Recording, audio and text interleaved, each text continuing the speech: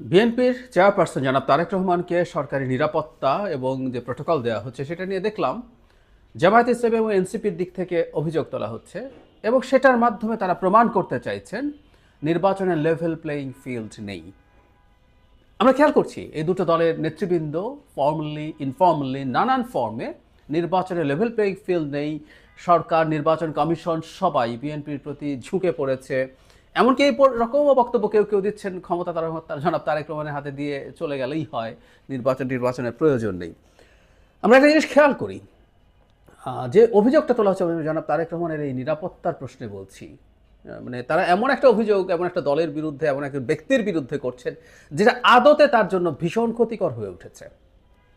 এবং যদি সত্যিকার অর্থে বলা হয় যে এই জিনিসটা যদি প্রত্যাহার করে জনাব তারেক রহমান সেফ থাকবেন, তাহলে তার কি করার কথা ছিল? এই প্রশ্ন যদি আমি এনসিপি প্রধান বা জামায়াত প্রধানকে জিজ্ঞেস করি যে তাদেরকেও যদি জনাব তারেক রহমানের মতো একটা বুলেট প্রুফ গাড়িতে এবং বিরাট নিরাপত্তা বহন নিয়ে চলাফেরা করতে হয়, তারা কি খুশি হবেন? উত্তর হচ্ছে না।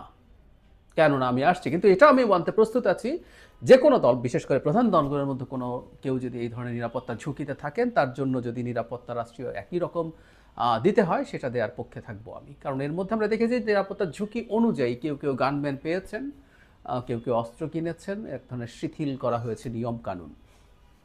মানে এমন একটা বিষয় নিয়ে বিএনপিকে আক্রমণ করার চেষ্টা করা হচ্ছে যেন বিএনপি এটা পেয়ে খুব খুশি এবং বিএনপি এটা খুব চেয়েছে। একটা নির্বাচন হচ্ছে, এই নির্বাচনে জনাব তারেক রহমান অত্যন্ত ক্রিটিক্যাল ভূমিকা, অত্যন্ত গুরুত্বপূর্ণ ভূমিকা পালন করতে পারেন। উনি পারছেন, কিন্তু আরও বেশি পারতেন। ওনার এই নিরাপত্তা ব্যবস্থা কারণে সেটা অনেক ক্ষেত্রে সম্ভব হয়ে উঠবে না। এটা র্যাদার বিপক্ষের বা তার প্রতিদ্বন্দ্বী যেসব রাজনৈতিক দল আছে তাদের জন্য সুবিধা তৈরি করছে।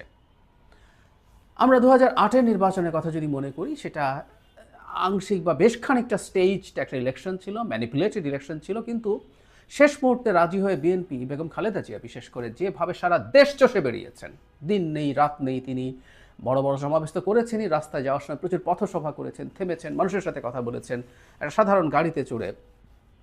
জনাব তারেক রহমানের এই ধরনের একটা কিছু করতে পারা উচিত ছিল।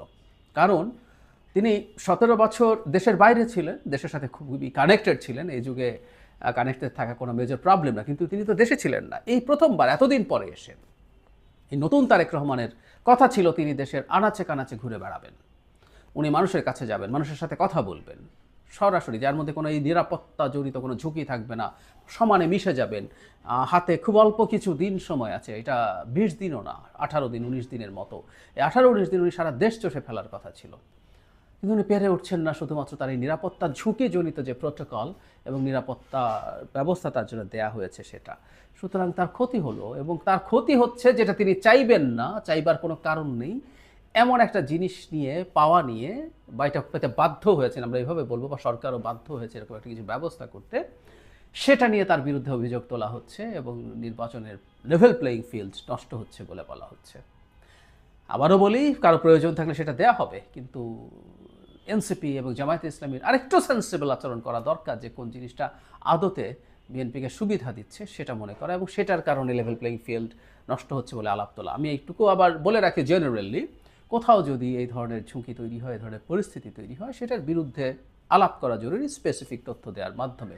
আমি এটা সত্যিই মনে করি, এত অসম একটা নির্বাচনে, এত বেশি ভারসাম্যহীন নির্বাচনে, যেখানে অনেক আগেই বলে ফেলা যাচ্ছে কে জিতবে, সেখানে প্রশাসন, পুলিশ সবাই মিলে, মানে বিএনপি বা জনাব তারেক রহমান চাইতে হবে না, তারা নিজ থেকেই তাদের প্রতি লিন করে যেতে পারে, তাদের প্রতি ঝুঁকে যেতে পারে।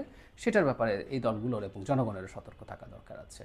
কিন্তু প্রোটোকল এবং নিরাপত্তা ব্যবস্থার মাধ্যমে হচ্ছে এই ধরনের উদ্ভট হাস্যকর কথা বলার মাধ্যমে তারা তাদের যৌক্তিক জ্ঞানকে বা তাদের যৌক্তিক সেন্সকেই আসলে নিজেরাই প্রশ্নবিদ্ধ করেন। এটুকু তাদের মাথায় রাখা দরকার।